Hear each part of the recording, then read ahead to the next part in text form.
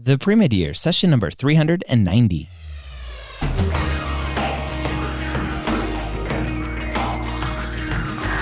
Hello, and welcome to the Pre-Med Years, where we believe that collaboration, not competition, is key to your success.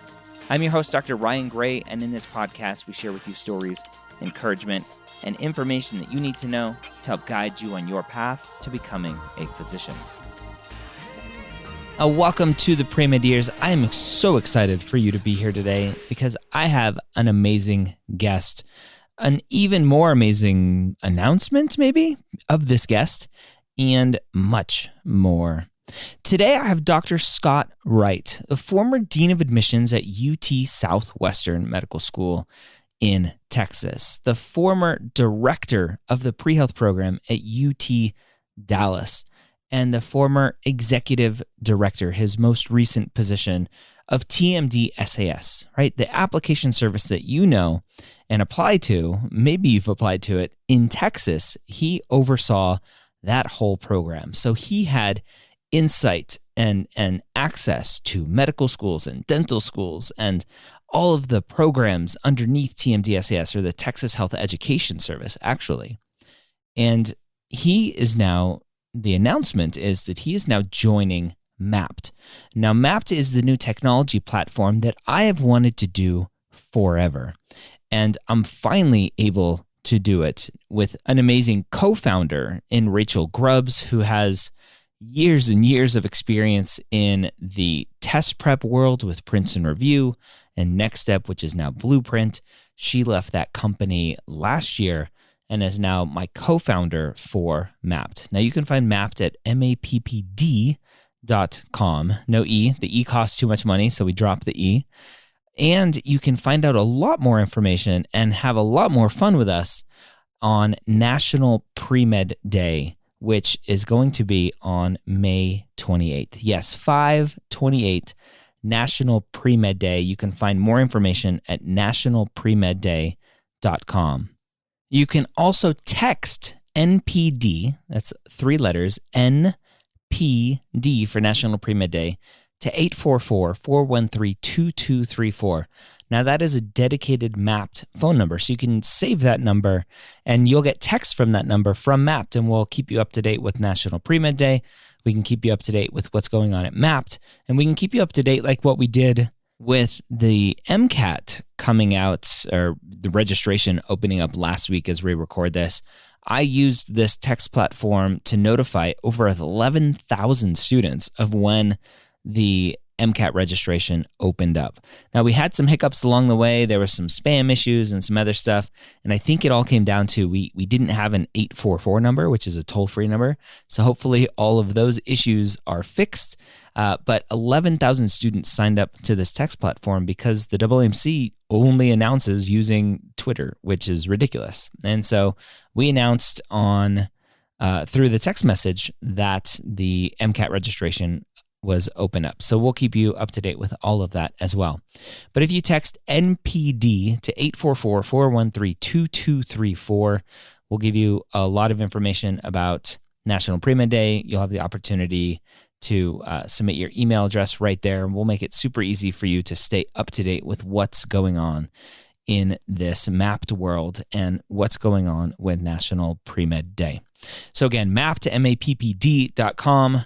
Text NPD to 844-413-2234. And without further ado, let's go and jump in and really talk to Dr. Wright. I call him Scott in the episode.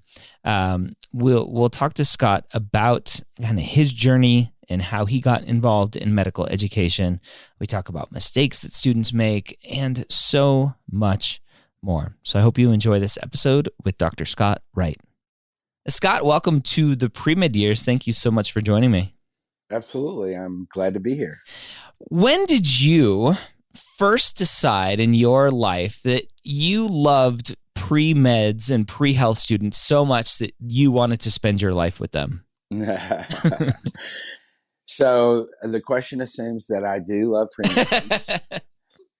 No, I absolutely do.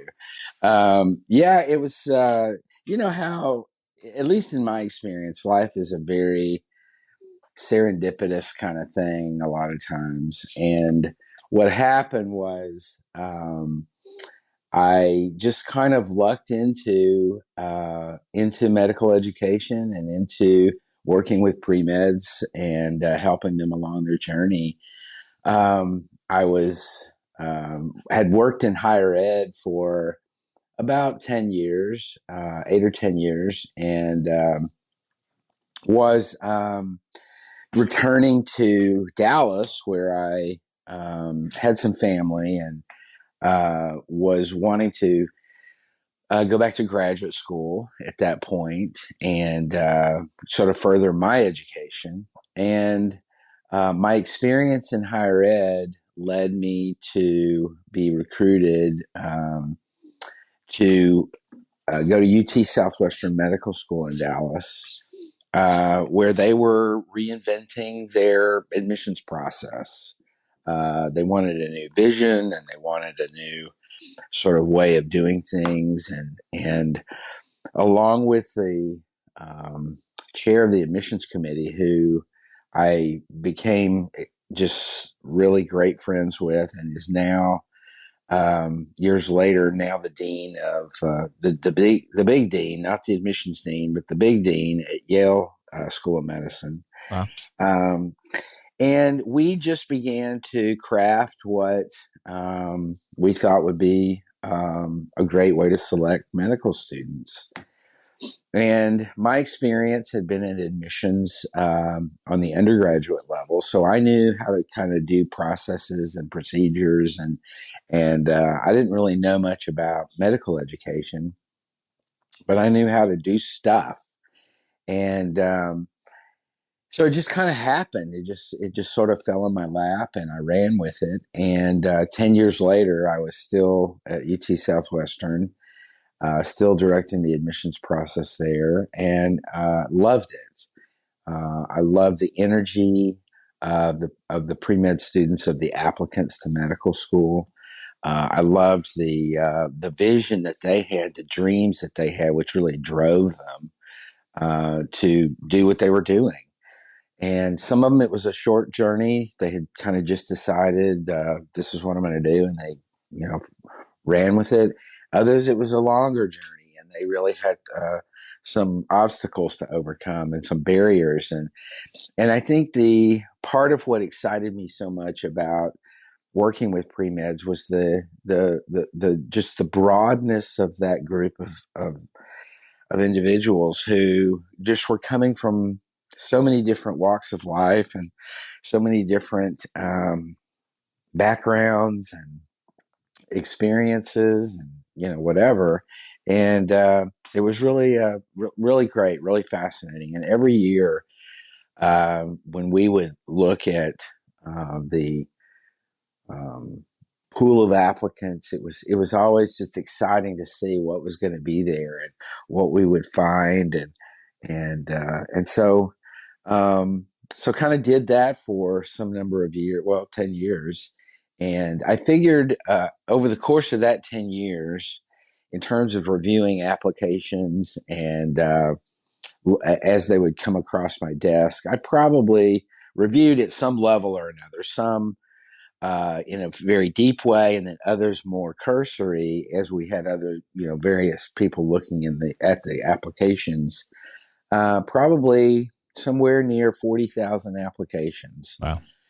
Lots, yeah. And so I got to really know what we were looking for, what was great about an application, and what was just sort of okay with an application. And it really, like I said, it just excited me every year to embark on that, and then to bring a class in and introduce each of those people to each other, and to say, this is going to be your group. This is your cohort. This is your family for the next 4 years. And it was really a very exciting time in my life. Um, and then as we kind of, I sort of had this trend, I guess you'd call it, throughout my professional life, where um, I would get recruited to do things, and I really often never applied for a job. It was just kind of networking and just that sort of thing.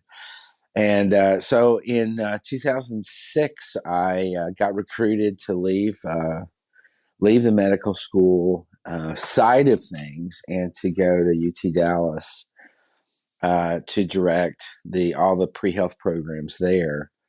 And this is the undergraduate institution in Dallas. And I was very excited about going sort of to the other side of the equation, the pre-med, helping them make themselves the best applicant they can be uh, to apply to medical school.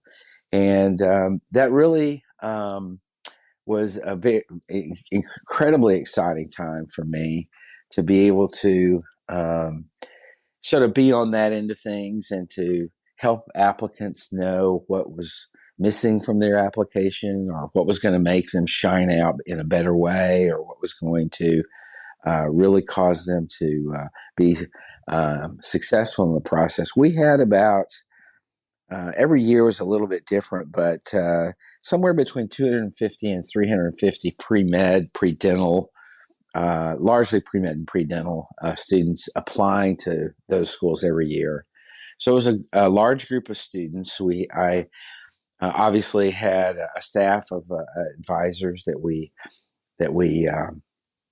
were able to sort of work with the students in a very one-on-one, direct kind of way, and help them discover themselves. Whether it was a freshman who was new on campus, knew he or she wanted to be pre-med, and kind of had this sort of foggy dream of what that might look like, to working with as they progress along to juniors where they were really on the brink of the application process, and then as they got into it and helping them, and in a lot of ways it was helping them be confident in themselves. Yeah. All the pieces were there, but they were just trying to put them all together, and they didn't necessarily know how to do that. And so that was a real energy boost in my life to be able to work with those students, and just had a blast of a time when they would get into medical school and they would come running in the office, and we would celebrate, or they would email me, or whatever. It was just really a very exciting process to be involved with. Yeah. And yeah, it was really, really awesome. And then 2012, I again got sort of recruited away from UT Dallas to take on the directorship of the Texas Medical and Dental Schools Application Service, TMDSAS. And here again was the whole new sort of part of the continuum of medical education. I had been on the medical school side of things, selecting the students that get in. Had been on the other end where we were really advocating for our students and helping them along in the process. And now here I was finding myself in sort of the middle, where we as an application service were really serving both populations, the applicants, and helping them to traverse the application itself and all that's involved and what they needed to do to have a good application, but also serving the medical schools with the data that they needed to be able to make the decisions that was best for their institutions. And so I having done that for 8 years was very exciting. We did a lot of really cool things to really to help both of those populations that I just mentioned, and to make them successful in what they were needing and wanting to do.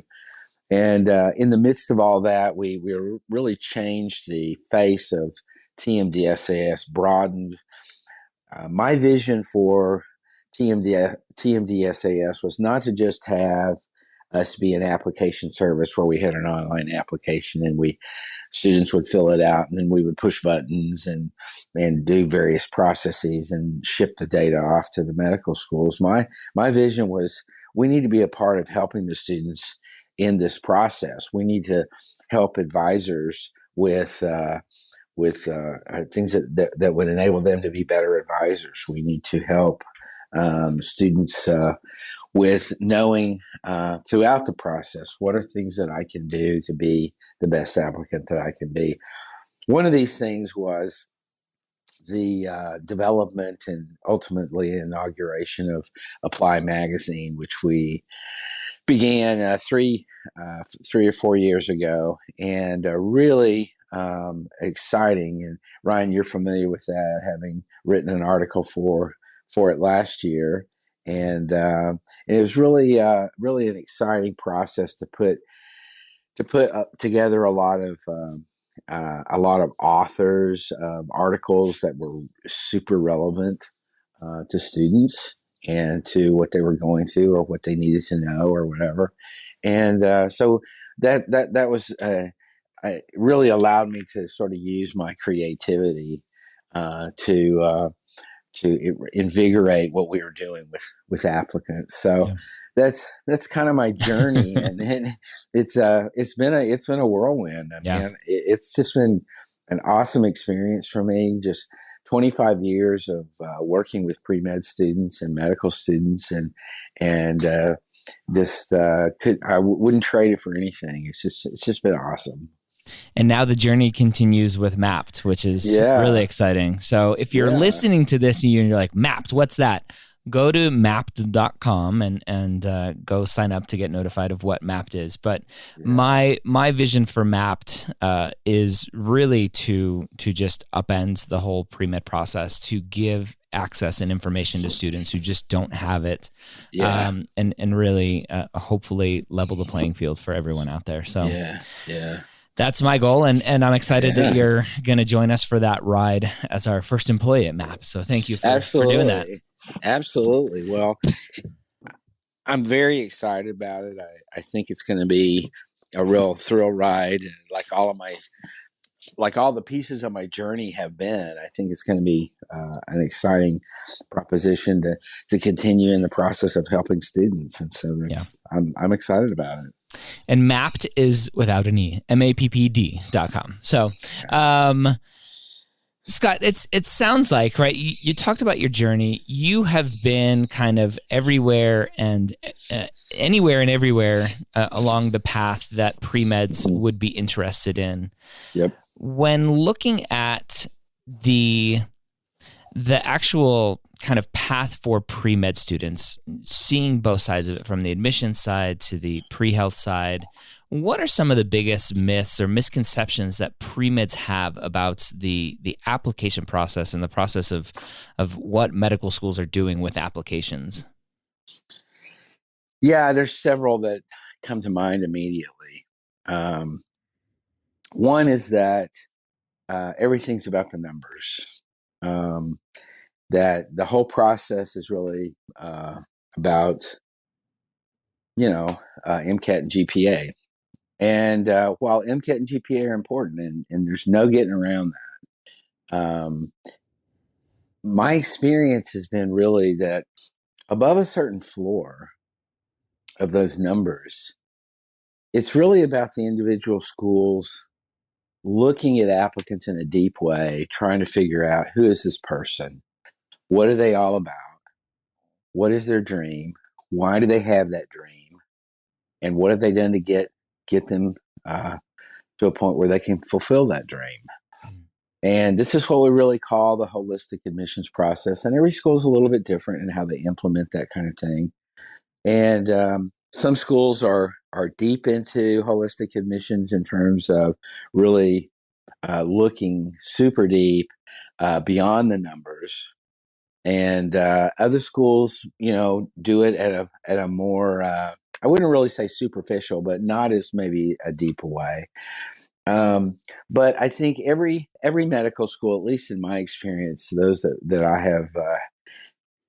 have interacted with, they really they really care deeply, and this is one of the things that I think is a hallmark or a fundamental aspect of the admissions process, is that you have these individuals at the medical school level who are deeply committed to what they're doing. And it's not just about uh, enrolling a class of medical students. I mean, obviously that's a big part of it. The students that they're admitting into medical schools are the future of American medicine. Mm. And what they really view this as is because the attrition rate in medical school is so low. Yep. I mean, not the vast majority. I mean, we're talking 90% or more of students who get into medical school finish medical school. Yeah. Maybe 4 years, maybe 5 years later. There's a little bit of give and take there, depending on their situations and stuff. But the vast majority of them finishing and they graduate and they go on to practice medicine. And so, what the schools do is they care deeply about enrolling students who are going to be great doctors, who are going to be physicians that are going to care for people, and that are going to be successful in helping people feel better and be the face of healthcare for American medicine. And so I think that sort of leads me to say what one of the other fallacies or myths about the process is that it's just all sort of automated, and but what you really have is very caring people who are trying to do the right thing based on the mission of their institution. They're trying to do the right thing. They're trying to get kids that are going to ultimately be good medical students, and then they're going to be good residents, and then they're ultimately going to be out and be practicing medicine for a long time. And so it's so I would say, for pre-meds that are out there listening, you guys just realize that you have dreams about what you want to do in life. And the medical school admissions officers and committees of faculty members, they have dreams about what they want to see in the future in medicine, and they want to see students who are going to make it through medical school and are going to be caring physicians that really impact individuals in their communities, their bigger communities, and the public health of the American population. Whether it's in a big global kind of way or whether it's in a very neighborhood kind of way. Everybody does their thing that they really like, and so that I would say that's a long way to say what the big myth is. But the myth is that it's just some computer figuring out who's got the right numbers and who's going to be in our class. And in my experience, at least, it's just not like that, and it really is a deeper dive on their applications. So yeah. Yeah, it's something that I talk a lot about, and I'm really passionate about students when they're looking for schools to apply to. Right. The majority of students are out there subscribing to the MSAR and going, okay, here's what my GPA is, here's what my MCAT score is or will hopefully be. These are the schools I'm going to apply to. And they don't look at the mission. They don't look at the vision. They don't look at the school to see if it's a fit for them. They don't do some reflection to see what they want. And they're missing an opportunity. And it's interesting. I play this kind of devil's advocate role. I'm like, well, if the majority of students are applying based on MCAT and GPA, then the schools have no choice but to accept students within that GPA and MCAT range, and therefore their average GPA and MCAT scores aren't going to change much. And they're not, the students aren't allowing the schools to take a look, as you talked about, right? The schools have these dreams of what they want their kind of class to look like, what they want their graduates to look like, what they want the future physicians to look like. And the students aren't allowing an admissions committee to go, oh, wait a minute, right? Your stats are a little bit lower, but they meet that threshold, right? It's good enough. I always say it's good enough. But there's this one thing in your application, and we were just talking about this as a committee, that we would love to see some students with this one thing that you have that we haven't really seen much of, and we would love to invite you for an interview, right? Students aren't allowing schools to do that. Right.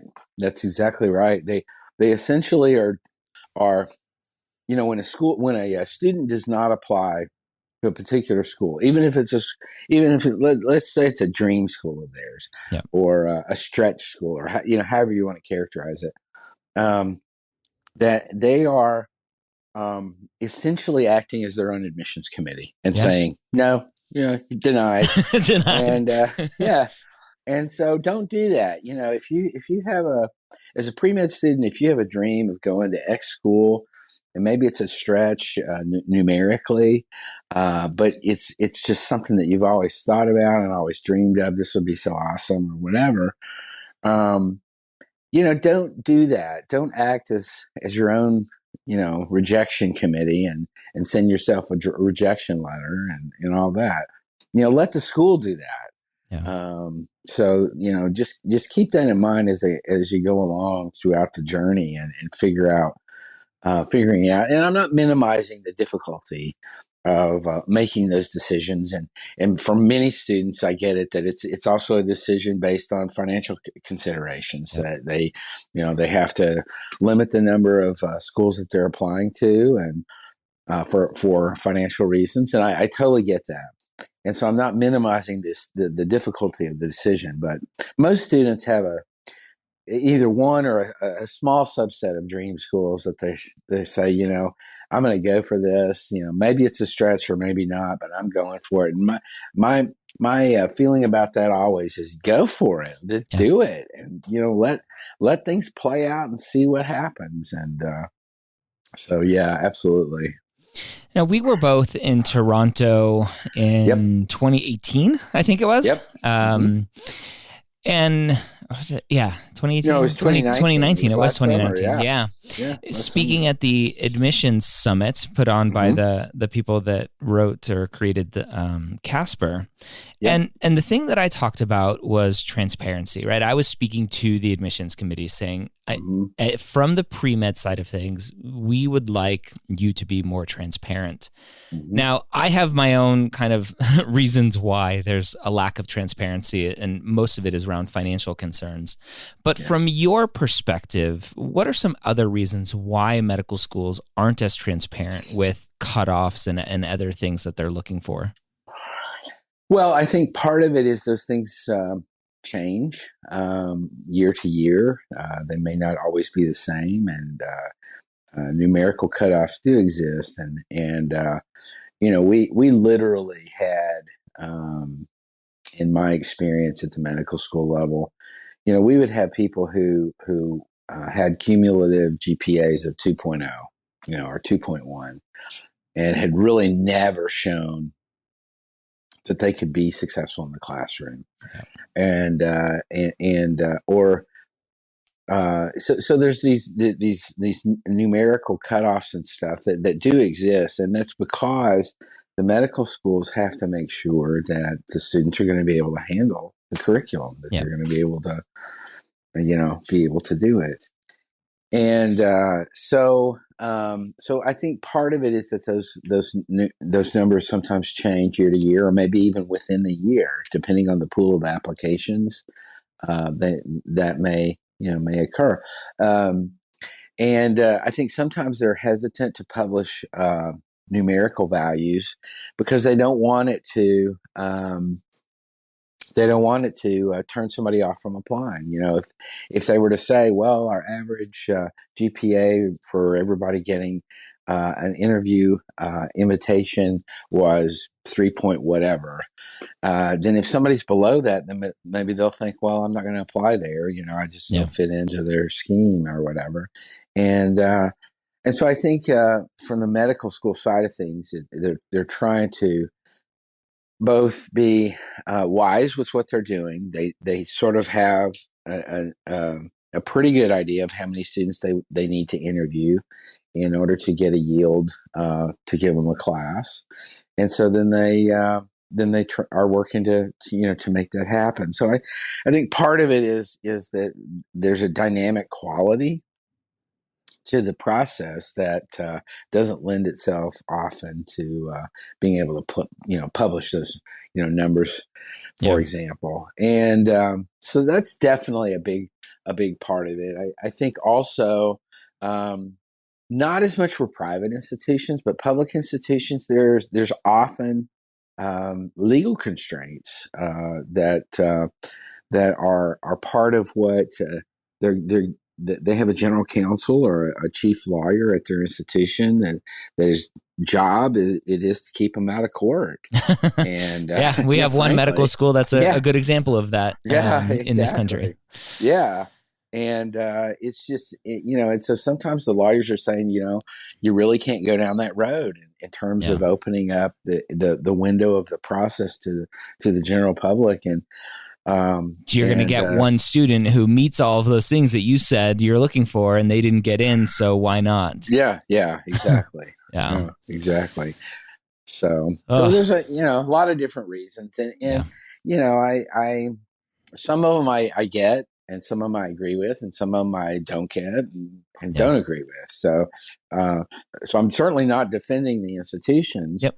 I certainly wish that there was more transparency, as you indicated in Toronto in your talk, and I wish that there was a better way for medical schools and admissions and the admissions committees and stuff and students themselves to be able to say, here's who we are and here's what we do. But at the end of the day, it's people and people. There's applicants and their people. Yep. And there's admissions officers and admissions committees and their people. Yep. And people make mistakes, and people do the best they can for whatever they are trying to do, and they that's what they do. And are mistakes made? Well, of course there are. Are there great students that are missed in a process for a school that would have otherwise been a good match for that school? Of course there are students that get missed.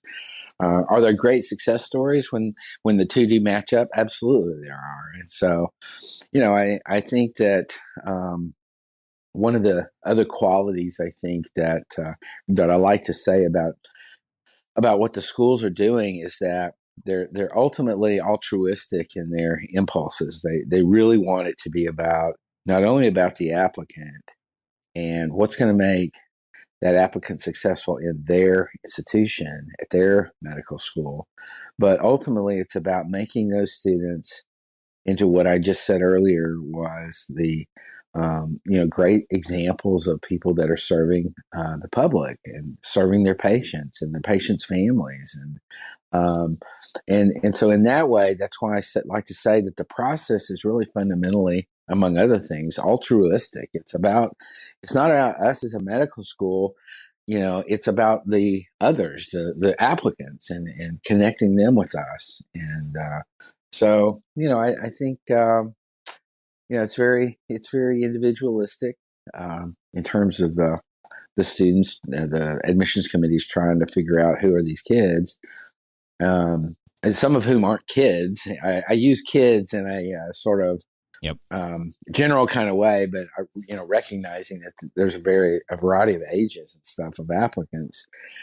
So I guess I should say students. Sorry for all of you out there that I call kids.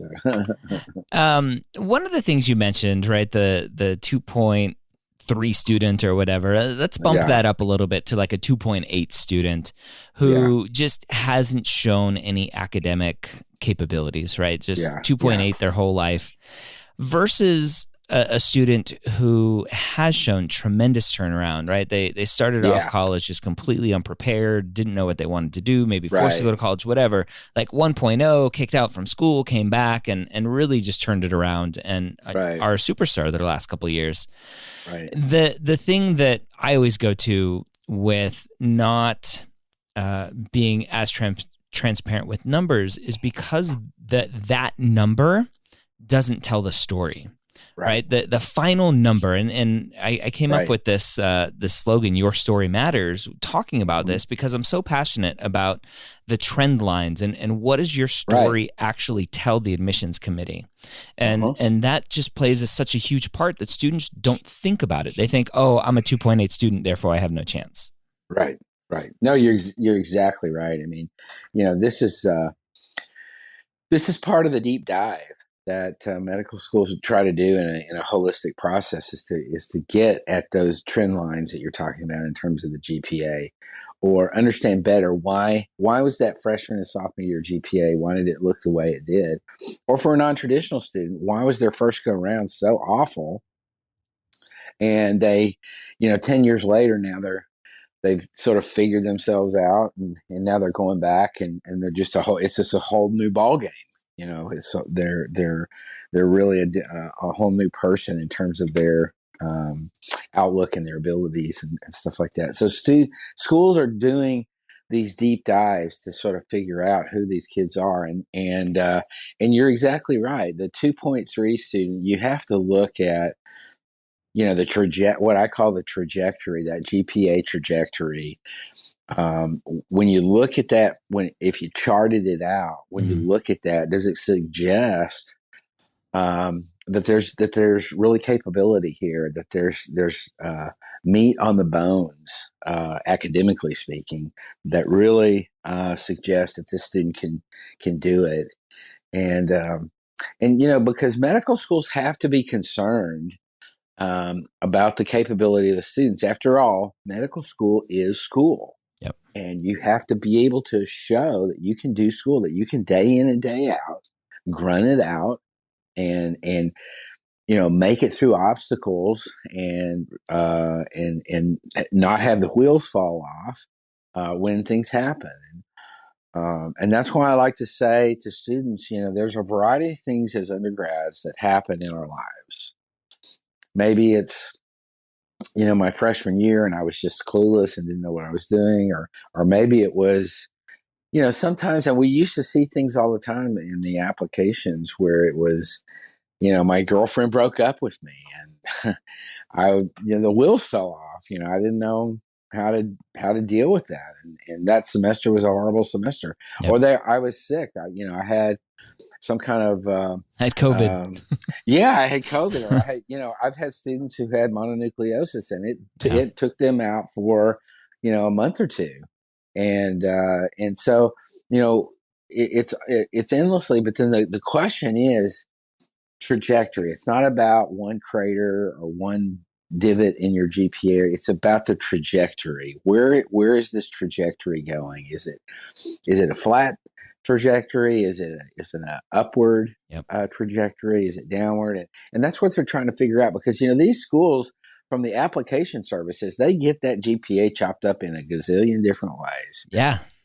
Yeah, students don't understand that. I try to explain that a bunch is Yeah. what they see on that PDF printout isn't what the Yeah. schools see. The schools just get Right. all the data points, and they have their Oh, own yeah. software and Correct. statisticians that are dividing all the Yeah. numbers and showing Yeah. them what they want to see and how they want to see it. Yeah. So Absolutely.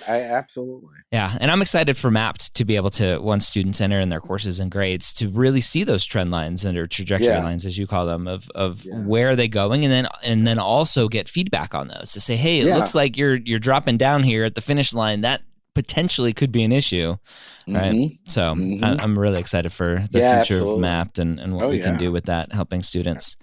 So, Absolutely. Scott, Yes, sir. what is the one thing, as we wrap up here, the one thing that a student listening to this, what's the one thing that anyone can do right now to hopefully increase their shot of getting into medical school? Wow. I can only say one thing. What one thing? you know, and I don't want this to sound too cliche or too trite or whatever. But I think often it's, what you find is a mind game. Students play mind games. And With themselves. yeah. Oh, Yeah. absolutely. With themselves. and often they overthink things, Yep. and so and I'll tell you what my one thing is, and in order to tell you what that one thing is, I'm gonna give you a quote from one of my favorite professors.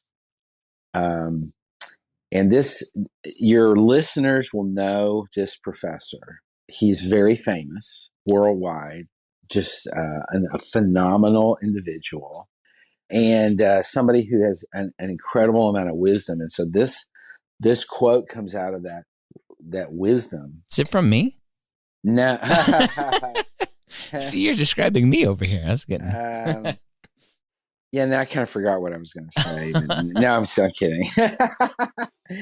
No, this quote is from this famous professor named Albus Dumbledore. I know everybody's heard of Albus Dumbledore, and clearly from the Harry Potter series. But Professor Dumbledore says to Harry, it is our choices that show who we truly are. It's far more than our abilities. It's our choices. Yeah.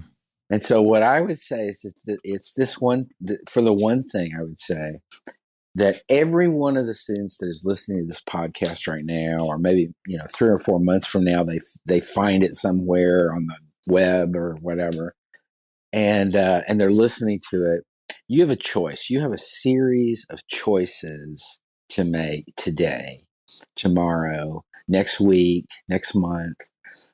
And those choices are going to say a lot about who you are in this whole process. The choices are going to be, do I study today or do I take a nap? Am I going to write that paper for that class, or am I going to go out with my friends, or am I going to play video games, or sometimes they're even more nuanced choices like, am I going to study for class A or class B? Which is the priority?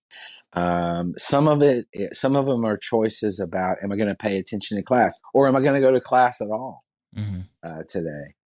Or am I going to, in this virtual reality that we're in right now, am I going to actually stay in front of my computer and listen to the lecture on Zoom, or am I going to act like I'm doing that, but really I'm on my phone or doing whatever else? It's all about these choices that we have.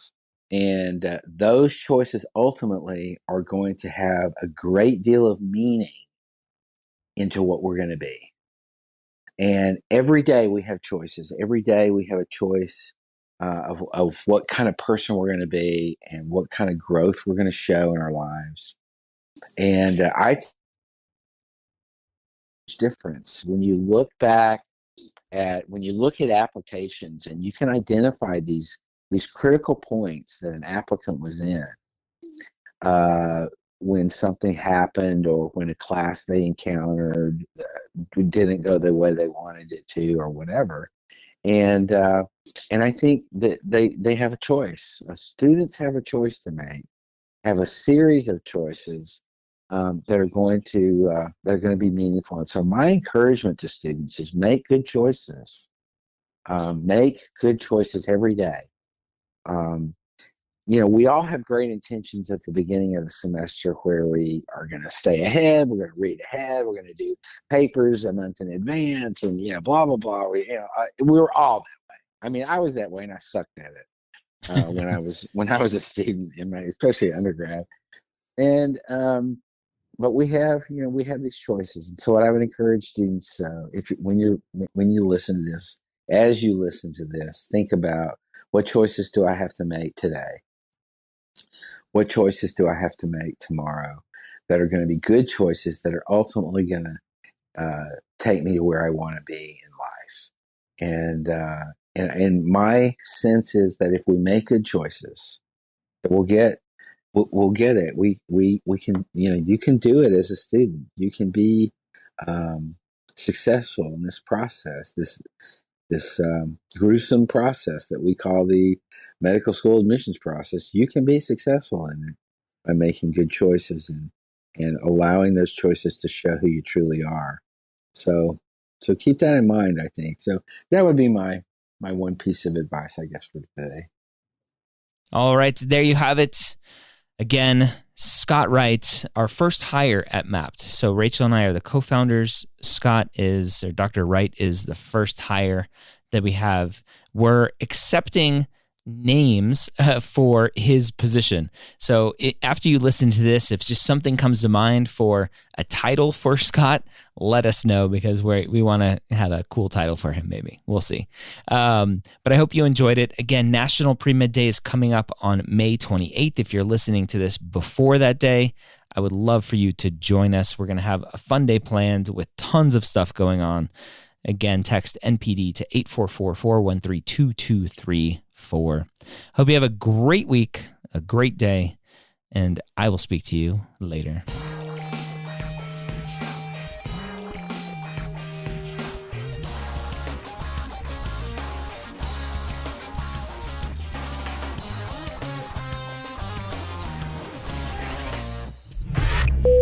This is MedEd Media.